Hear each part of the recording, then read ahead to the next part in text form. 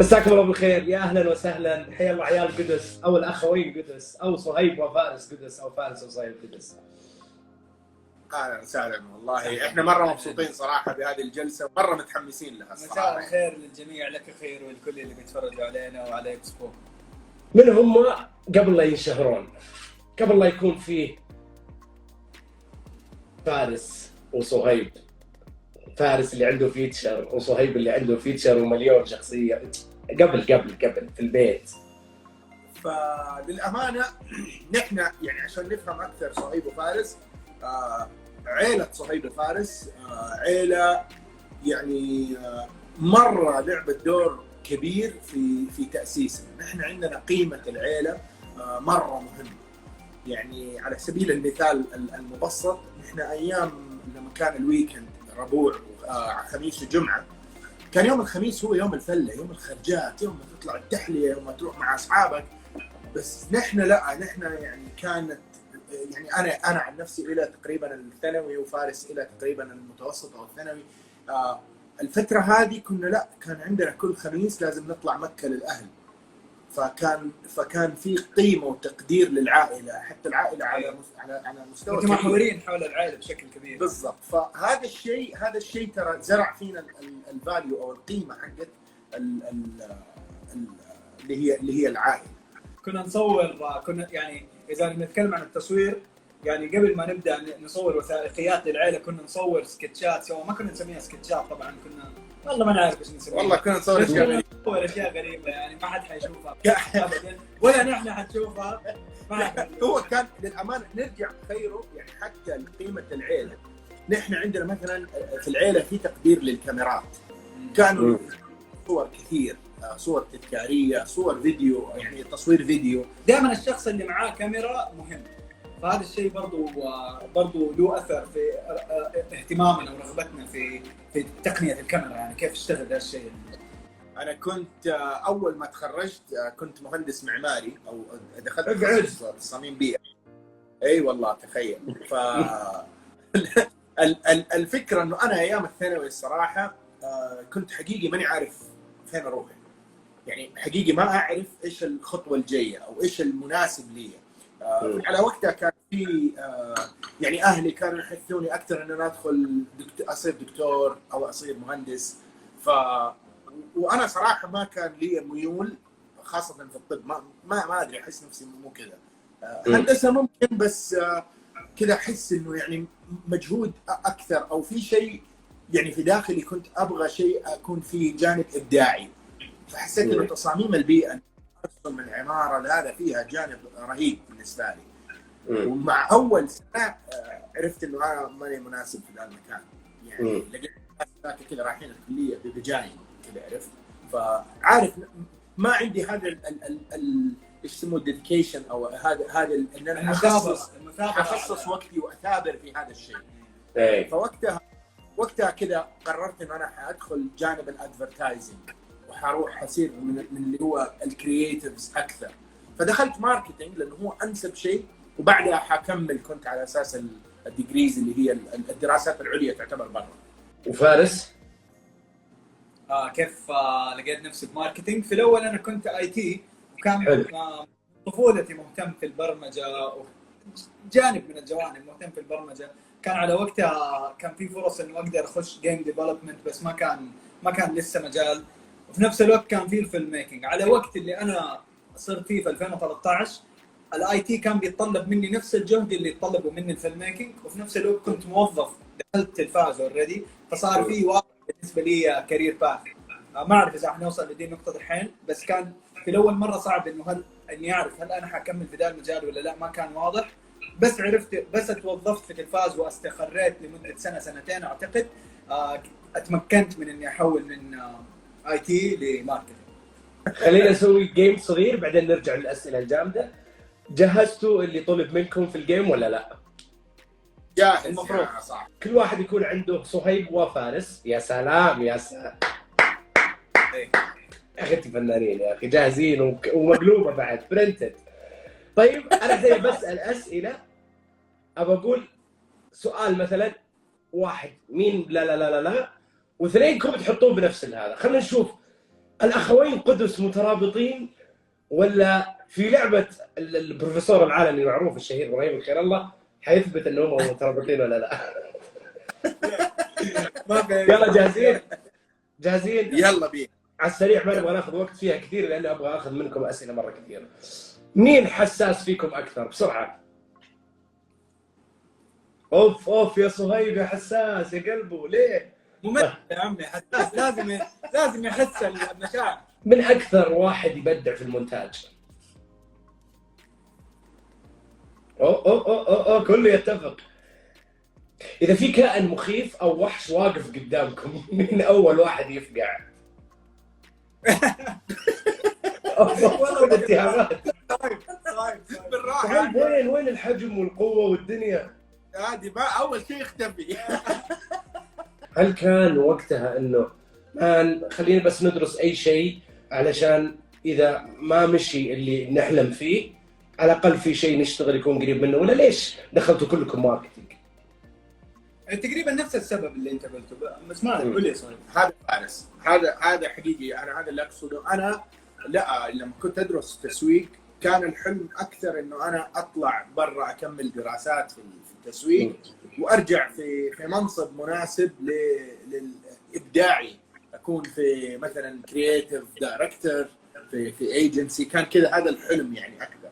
فارس على وقته كان لا، كانت الدراسه انه خلاص انا ابغى اكمل بس عشان يكون عندي بلان بي. اي لا، وحتى يعني اقل يعني نوعا ما مره شيء هامش الدراسه بالنسبه لي، لانه على وقت ما انا في المدرسه حتى في الثانوي صهيب اوريدي كان موظف في الايجنسيز وعندنا دخل يعني يعني انت عارف خير ومجالنا في صناعه المحتوى له علاقه وطيده يعني بالادفرتايزنج.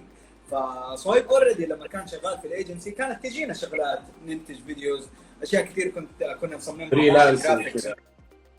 ايوه فريلانسنج كان شغال من ايام انا في المدرسه. فعبال ما انا خلصت مدرسه خلاص يعني عندي دخل نوعا ما ثابت او نوعا ما واضح، نقول مو ثابت نقول واضح مثلا يعني. وهذا الشيء ممكن برضه حتى يزعج صهيب انه انا مره معتمد عليه اصلا في الاداره في الاداره والتنظيم يعني. اول شيء سويتوه لما قلتوا والله بنصير كونتنت كرييترز، تذكرونه؟ ايوه طبعا، يعني في كذا جانب. يعني اول مره نمسك كاميرا ونصور كان زي ما قلت لك ايام الفيديو. كنا متاثرين ببعض البرامج اللي نشوفها في التلفزيون، اللي يعملوا فيها مقابلات مضحكه، زي مثلا صادوق. أيوة واحده منها. فكان الجو ان احنا نشغل الكاميرا ونجلس وكله ارتجال. هذا الكلام من ايام المتوسط يعني. كنت انت انا كنت متوسط وفارس ابتدائي يعني كنا صغار. لكن بعدها خلاص تمثل المضيف واللي ينصاد.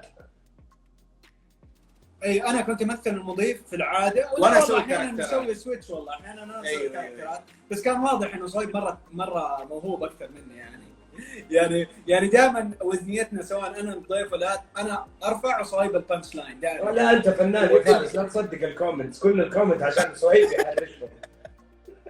لا اللي يضحك يا خير انه انا وفارس كنا حتى يعني وقت التصوير في الكاميرا نقعد نضحك مع بعض. أيوة. يعني كان الهدف عندي انا انه انا اضحك فارس واحنا قاعدين نصور. أيوة. فاذا شفته يضحك فاعرف ان انا سويت شيء كويس. وهو نفس الشيء. في شيء سويتوه عشان بس يا رب يشوفونا الناس؟ في اغاني كنا نسجلها بالتيبس، ما هو فيديو. اياميها كنا متاثرين بشكل كبير بالراب السعودي. فكنا نسوي كنا نسوي اغاني انا وهو الحالة وما حد يسمعها غيرنا. فهذا اتوقع بعد يعني عمر طويل حيكون رهيب انه نسمع صهيب فارس ومصار ايش كانوا يسوي. موجود الالبوم؟ لا البومات والله البومات. اسمع الان انا ابغى اكسكلوسيف الان. اعطيني كشكول باختصار يا صهيب. ايش هذا كشكول؟ انا حديك قبل كشكول اختصار كذا اسرع منه. انا وفارس اول ما بدينا نسوي فيلم قصير اسمه ذا انديفيتبل. هذا اول شيء عملناه لليوتيوب. هذا العمل كان عباره انه فارس تعلم كم افكت كذا يصير عن طريق احد المواقع اسمه فيديو كوبايلوت، يعلمك مجموعه مؤثرات بصريه. فنحن مسكنا مؤثرات بصريه بنينا حولها قصه. وقصه ما فيها اي علاقه لا بشيء سعودي ولا اي شيء، حتى اسم الفيلم ده انديفيتابل، الغير قابل للقهر، شيء فيلم مره سيء يعني. فلما أسوأ من العهد والله يعني تقريبا والله يا خير. اذكر اياميها لما الفيديو جاب 1000 مشاهده، اخذت الشباب احنا رايحين نتعشى، انا هاخذكم على عشاء احتفال جبنا فاياميها كان مره شيء بسيط، وكل تجربه نتعلم منها. تجربه كشكول اتجرأنا انا وفارس لاول مره انه نشارك الناس الكوميديا اللي احنا نسويها. عاده الكوميديا اكثر شيء يعني نستحي نقدمه للناس، نخاف ما، لانه تعرف لما تيجي تتكلم تقول لاحد نكته تخاف انه ما يضحك، فحتى ما طلعنا قدام الكاميرا، خلينا كاركترات تلعب هذا الشيء. فوقتها التجربه كانت كويسه وجابت ارقام افضل من الارقام السابقه، بس لما نقرا بعض التعليقات انه ما تضحك، فهذا الشيء كان شويه مره محطم لنا، انه كنا نقرا كل التعليقات. فقررنا وقتها انه اسمع، لا خلاص انا مو لازم نسوي كوميديا، خلاص احنا حنمسك خط درامي الان.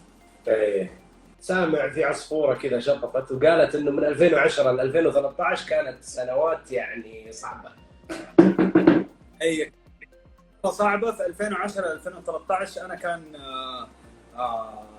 ما اعرف قديش شخص نخش يعني، بس انا شويه كنت مكتئب من 2010 ل 2013.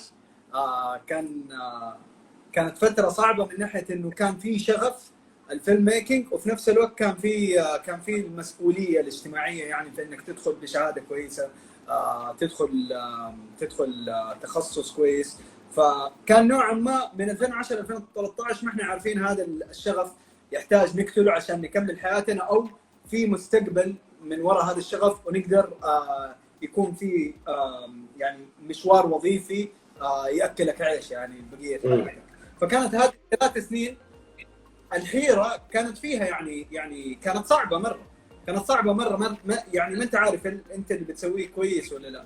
خلال فتره كشكول احنا لا ما احنا عارفين، يعني ما هو ضارب، ما بيسوي شيء، حتى ما بيجيب مثلا سواء مشاهدات او يعني شيء تقدر ترتكز عليه، ما في فان بيس حابين هذا الشيء.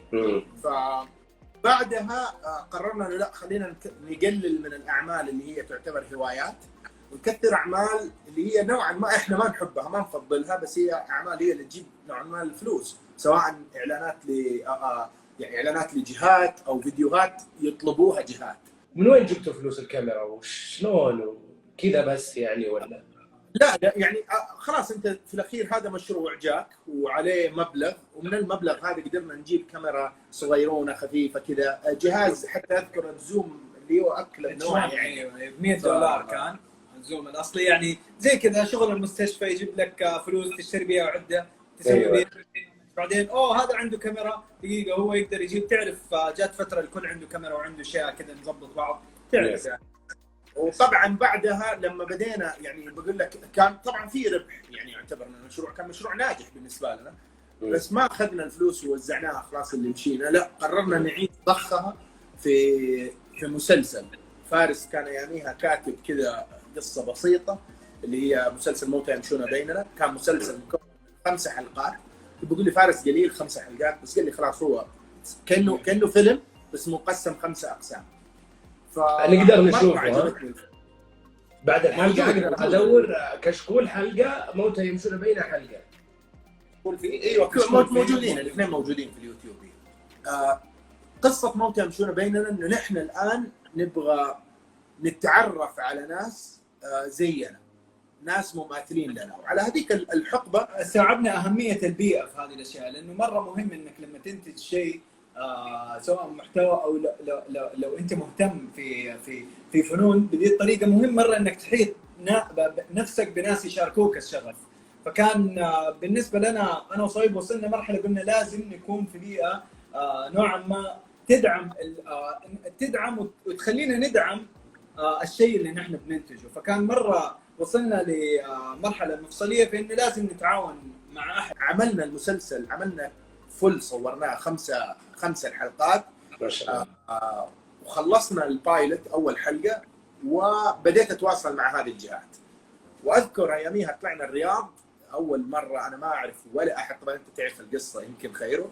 انا ما اعرف ولا احد في الرياض، وصلت ما اعرف الا علي الكلثمي عن طريق تويتر، وكتبت لعلي وخلاص قال لي تمام تعال ارسل لك لوكيشن، ورسل لي رقم جواله. وصلت هناك كلمته في تويتر ما يرد، ادق على جواله مكفول الجوال. شكرا علي. ايوه واقفين في المطار حق الملك خالد في النوافير هذيك واقفين كهدوء عارف. فبعدين رد علي وصار اول لقاء مع التلفاز، وكان لقاء مره ايجابي. ومن وقتها بدات الرحله الرهيبه مع التلفاز. ايوه احنا اول ما بدينا يعني في كذا ظرف خدمنا. نحن اول ما بدينا يعني زي ما قال فارس، تجربته من كابة المنظر، الشورت فيلم اللي اشتغلناه، مسلسل كوكب اخر. يعني شويه يعني لما سوينا كوكب اخر كانت تتكلم 8 حلقات، كل حلقه بمعدل ربع لثلث ساعه. فقاعد يقول لي فارس ترى اجمع ال8 حلقات هذه، ترى ذيس از ا فيتشر. عندك مده فيلم طويله. والبلد زي ما انت شايف بدات السينما وبدات المبادرات، فتحت السينمات يعني. فوقتها انا وفارس لا لابد نبدا نفكر انه نبدا نكتب الفيتشر حقنا، ما بس مجرد فكره. فوقتها بدينا كذا، كان ما ادري تقدر تسميه مرحله اول خطوه، كانت لسه قبل خطوه تمهيد. جلسنا انا وفارس عندنا فكره كذا بذره نسميها، انه شخص يبغى يصير صانع افلام ويجد مساعده من بعض الاشخاص في بيئته وبينتج شيء خايس. هذا البذره البسيطه جدا. يعني الرغبه كانت في الاساس اننا نمثل هذه الشغف اللي قادنا نحن اللي وهو اقرب شيء لقلبكم، يعني اقرب شيء بداتوا فيه. يمثل جوانب كثير شويه من حياتنا، يعني يمثل حياتنا ويمثل جيل كامل. هذا الجيل ما بين التلفزيون وما بين السينما، هذه الفتره اللي المحتوى فيها على اليوتيوب، لانه ما في IMDb يوتيوب مثلا طبعا. ما في توثيق زي التوثيق اللي يحظى به التلفزيون والافلام. فكان مهم بالنسبه لنا نوثق هذه الفتره او هذا الجيل او هذه الرغبه، لانه حيجي في يوم من الايام حيكون السينما ان شاء الله السعوديه حتكون في مكان رهيب. حيكون نبغى نعرف ليش كيف صارت كذا، كيف صارت النقله هذه. واليوتيوب له بالنسبه لنا ايوه اليوتيوب طلعنا علي الكلثمي، مش على الجاسر، المهرجانات طلعت. فكان مهم نوثق شغف المهرجانات هذا وشغف انك تسوي شيء يعني. فهذا الشيء كويس انه كان موجود. دي البذره، مو بس البذره يا خيرو، عملنا شيء يسموه اللي هو زي الكاركتر ديفلوبمنت، تطوير للشخصيات. كنا في خط كذا من في الشرقيه، خط طويل 3 ساعات، وجلسنا انا وفارس، فكيت فويس نوت اذكر، ويلا نبدا كذا بس نتكلم عن الشخصيات، كيف يفكر، كيف ايش اللي يزعله، ايش اللي يبسطه، ايش اشياء كذا مكنونات في الكاركتر. هل عرابي كان موجود في حياتكم؟ يس، كان موجود في حياتي وفي حياه فارس بس بطرق مختلفه. موجود في حياه فارس عن طريق مدرس له، كان مدرس كيمياء، كان يجيب الطلاب اللي يلا نسوي كذا على جرين سكرين وفيديوهات وبهذا الشكل. ماهرين فنان. ويقول فارس انه كمان عرابي فيه من صهيب، انا يعني معاه. حبيت يقول كانك مو واثق. وبرضه يعني اعتقد ان شخصيه عرابي هي فكره اكثر ما هو شخص حقيقي يعني. صح. انا متاكد اي احد مر عليه شخصيه عرابي اللي هو المدرس اللي مستثمر في شغف الطلاب هذا عرابي معليش. ايوه. انا بيكم تقولون لي واحد جالس في بيته الان معاه كاميرا 5D ولا واتيفر صغيره، ويبي يوصل للاخوين القدس، مش يوصل يشتغل معاهم، يوصل للليفل حقهم، وش يسوي؟ اعطوني انا ناتشل يعني تقريبا.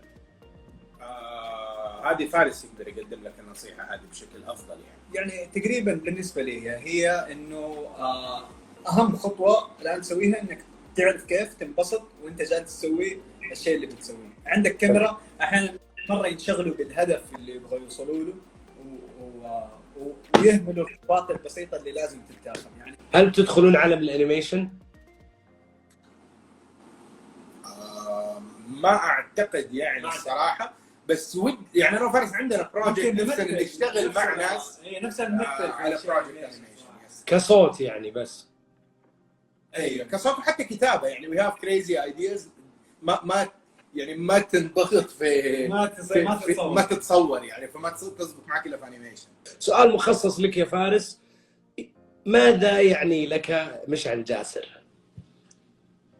مشعل جاسر من اكثر الناس اللي مره لهم، ومن زمان مشعل جاسر اكثر شيء يعني ما شاء الله اكثر شيء بالنسبه لي كفيلم ميكر اللي دائما اغار منه ما شاء الله، انه كيف قدر يوصل للستايل حقه او قدر يوصل لصوت كذا خاص فيه بطريقه مره مبهره وبطريقه مره مبهره يعني. اذا اني بنعقب على سؤال العالمي، اكثر واحد فينا من الصناع المحليين اللي عنده مره ما شاء الله بوتنشل عالمي مشعل الجاسر. يس. اوكي، بما انه تصبير اليوم بالمناسبه يا جماعه، تصبير اليوم هي اخر حلقه زي ما انا شفت في البوست، حزين انا على الموضوع هذا. هل في برنامج ثاني او فيلم ثاني خلال هذه السنه؟ هذا سبب توقف يعتبر تصبيره، انه ان شاء الله حنبدا انا وفارس نشتغل على الفيلم الجديد. ما شاء الله. ان شاء الله المشروع الجاي حيكون فيه اعطينا حصريات لازم، مو على كيفك. حصريات ايش؟ اي ما اعرف اي شيء. حصريات ما حنبعد كثير عن الكوميديا هذه. يلا هذه حصريه حلوه مره رهيب.